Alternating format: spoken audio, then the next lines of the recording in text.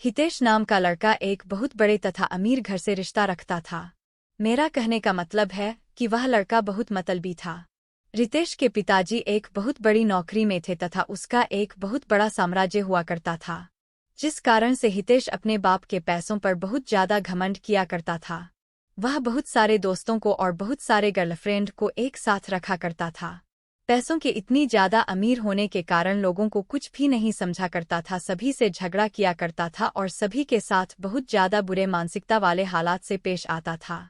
यही कारण है कि हितेश का कोई बेस्ट फ्रेंड नहीं था। वह जितने भी फ्रेंड उसके साथ रहता था, जितने भी लोग उसके साथ रहता था, वह सिर्फ उसके साथ उसके पैसों पर मौज मस्ती करने के लिए रहता था। लेकिन जब हितेश किसी मुश्किल में फंस जाता था तो कोई भी दोस्त उसकी मदद करने के लिए बिल्कुल भी आगे नहीं आता था। हितेश बहुत ज्यादा अपने फ्रेंड तथा दोस्तों के साथ टूर करने के लिए बाहर के देश जाया करता था, क्योंकि उनके पिताजी के पास इतनी ज्यादा दौलत थी कि कितना भी पैसा खर्च कर देता हितेश अपने पिता से लेकर, उस दौलत में से पैसा कम नहीं होता था, और कितना भी उड़ा दे उसका पैसा कम नहीं होने वाला था। इस कारण से हितेश उस दौलत को लेकर बहुत ज्यादा घमंड किया करता था और हमेशा अपने दोस्तों को बहुत ज्यादा पार्टी दिया करता था और फिर उसके साथ घूमने के लिए जाने को कहा करता था। हितेश को लड़की की लत लग गई थी। वह लड़कियों के साथ बहुत ज्यादा रहता था, खर्च भी लड़कियों के पीछे बहुत किया करता था। ज्यादा पैसा होने के कारण वह बहुत सारी लड़कियों के साथ घूमा करता था तथा बाहर डांस बार में जाकर लड़कियों के साथ बाहर डांस भी किया करता था। वह रिसोर्ट में जाकर लड़कियों को खाना खिलाता था और फिर घूमने के लिए टूर पर जाया करता था। एक दिन जब वह किसी कारण से अपनी छत पर टहल रहा था तो उसके घर के सामने एक छत पर एक कहीं से और बहुत ज्यादा खूबसूरत लड़की टहल रही थी।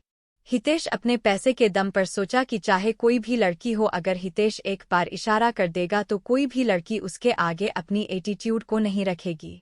लेकिन वह एक अच्छे और अच्छे परिवार से बिलोंग करती थी। वह लड़की ऐसी वैसी लड़की नहीं थी जो किसी की पैसों को देखकर उनके साथ चला जाए।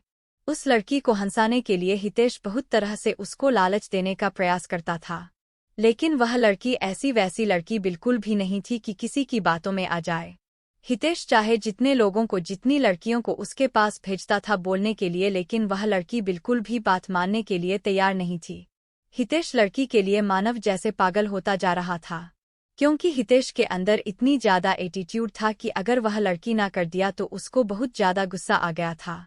हितेश सोच रहा था जिस कारण से भी वह लड़की मना कर रही है, हम चाहे कितना भी पैसा उसे देना पड़े कि वह अपने साथ उसे घूमने पर मजबूर कर देंगे।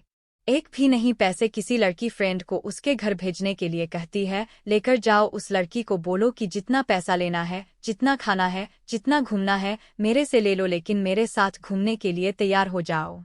लेकिन किसी भी परिस्थिति में वह लड़की तैयार होने को राजी ही नहीं हो रही थी। इस बात को सुनकर हितेश को बहुत ज्यादा गुस्सा आ रहा था। अब धीरे धीरे हितेश बिल्कुल भी बदलने लगा था। हितेश को उस लड़की के अलावा कोई भी लड़की नहीं दिखती थी। जितनी भी लड़की के साथ हितेश घुमा करता था, अब वह उन लड़कियों से बिल्कुल भी दूर हो चुका था। अब वह ज्यादातर वक्त अपना घर में ही गुजारा करता था। जब वह लड़की अपनी छत पर आया करती है तो हितेश अपनी चाहत से उस लड़की को निहारने का प्रयास करता था, उसे मनाने का प्रयास भी करता था। लेकिन शायद उस लड़की को हितेश के बारे में पूरी जानकारी होगी, इसी कारण से वह लड़की हितेश के पास न जाने के लिए बहुत सारे बहाना बनाया करते थी। उस लड़की के पिताजी एक सरकारी विभाग में कार्य कर रहे थे, जिसका ट्रांसफर होने के बाद वह हितेश के घर के पास वाले अपार्टमेंट में रहने के लिए आई थी। वह लड़की दूर से आने के कारण उसका कोई दोस्त नहीं था। लड़की कहीं घूमने के लिए भी नहीं जाया करती थी, क्योंकि घूमने के लिए उसका कोई सहेली नहीं थी। नया होने के कारण वह अकेले घूम भी नहीं पा रहे थे। ऐसे तो वहाँ के ज्यादातर लड़कियां अच्छे स्वभाव की नहीं थी, जिस कारण से उस लड़की को कोई भी सहेली पसंद नहीं आ रही थी। हितेश उस लड़की को हमेशा ही याद किया करता था, लेकिन ऐसा कुछ भी नहीं हुआ। कुछ महीने बीत जाने के बाद वह लड़की अपने अपार्टमेंट को छोड़कर जाने ही वाली थी, क्योंकि उसके पिताजी एक सरकारी ऑफिसर थे और उसका ट्रांसफर 3 महीने में दूसरी जगह हो जाया करता था। जैसे ही उस शहर में उसे नौकरी का 3 महीने गुजर गया, उसकी ट्रांसफर अब किसी दूसरे जगह हो गया था। ऐसे में हितेश बहुत ज्यादा दुखी रहने लगा था, क्योंकि वह जिसे प्यार करता था कभी भी उसे वह बात नहीं कर सका था। जैसे ही इस बात की जानकारी हितेश को हुआ कि बहुत ज्यादा दुखी हुआ और सोचने लगा कि मेरी क्या गलती है कि मुझे वह लड़की आज तक सही से देखा भी नहीं। मिलने से मना भी की थी। उस शहर में उस दिन अंतिम दिन था। हितेश चाहता था कि उस लड़की से मुलाकात करके कुछ बात किया जाए।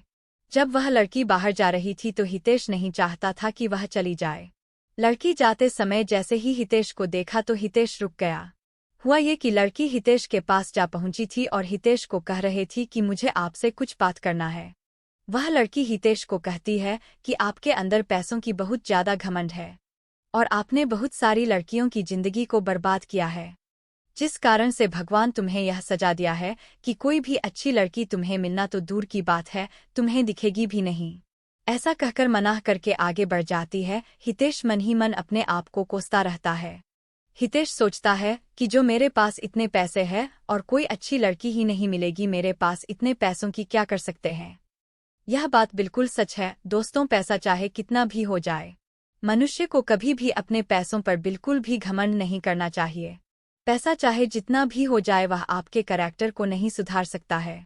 यदि आपके पास बहुत ज्यादा पैसा है तो उसे संभाल के रखो, काम आएगा। वह अच्छी चीजों में उपयोग करें।